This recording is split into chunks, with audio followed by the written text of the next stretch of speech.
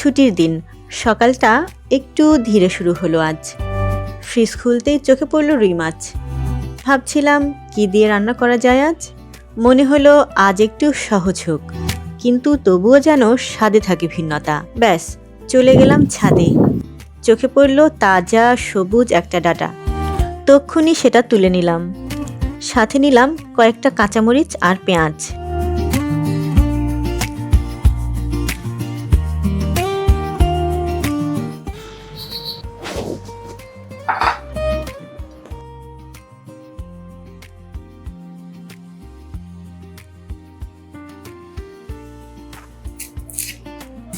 রান্নাঘরে ফিরে ডাঁটাগুলোর খোসা ছাড়িয়ে নিয়ে 5 সেন্টিমিটার লম্বা করে কেটে নিলাম।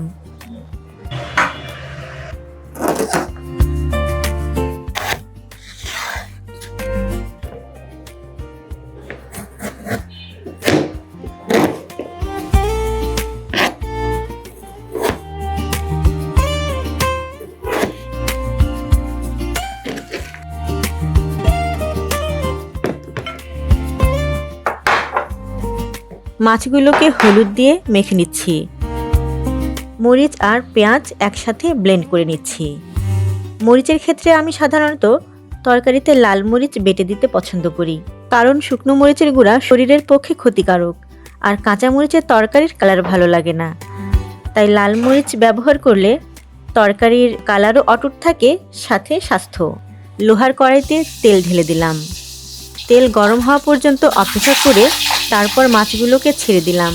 তেল ভালোভাবে গরম না হলে মাছ উল্টানোর সময় ভেঙে যাবে, তাই ভালোভাবে তেল গরম করে মাছ দিতে হবে। প্রথমে মাছগুলোকে সোনালি করে ভেজে নিয়ে অন্য একটি পাত্রে তুলে রাখছি।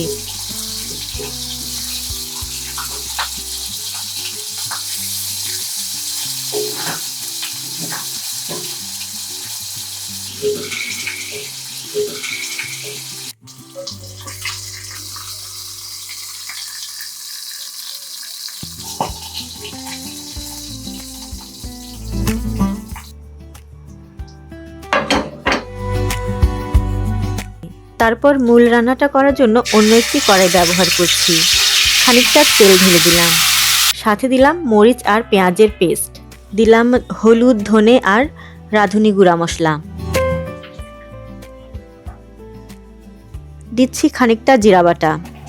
খানিকটা পানি মিশিয়ে কিছুক্ষণ মশলাগুলোকে এইভাবে কষিয়ে নিব।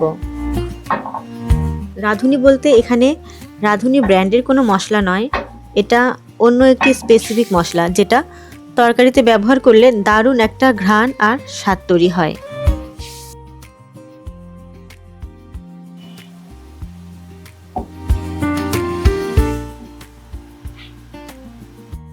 তারপর মাছগুলোকে মশলায় কিছুক্ষণ কষিয়ে নামিয়ে রাখবো। এরপর ডাঁটাগুলোকে কষাবো। ডাঁটা ভালোভাবে কষানো হয়ে গেলে পরিমাণ মতো ঝোলের জন্য পানি দেব। ঝোলে বুদবুদ উঠলে মাছগুলোকে ছেড়ে দিয়ে প্রায় 15 মিনিট এইভাবে রান্না করতে থাকবো।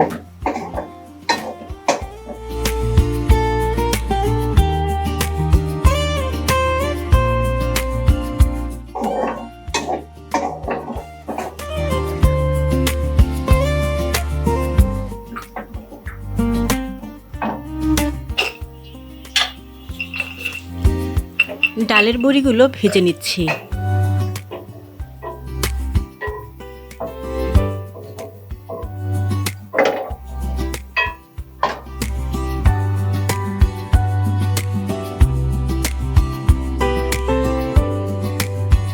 ঝোল কমে এলে চুলা থেকে নামিয়ে ফেলবো। আমার মতে কারো যদি এক টুকরো খালি জায়গা থেকে থাকে তবে সেটা ফেলে না রেখে শাকসবজি লাগিয়ে ফেলা উচিত। নিজের হাতে লাগানো সবজি একদিকে যেমন খেতে তৃপ্তি লাগে, তেমনি বিষমুক্ত নিরাপদ সবজিতে শরীরও নিরাপদ থাকে। ছাদ বাগানের সবজি দিয়ে নিত্য নতুন রেসিপি পেতে চাইলে আমাদের এই চ্যানেলটিকে সাবস্ক্রাইব করে দিতে ভুলবেন না। ধন্যবাদ সবাইকে।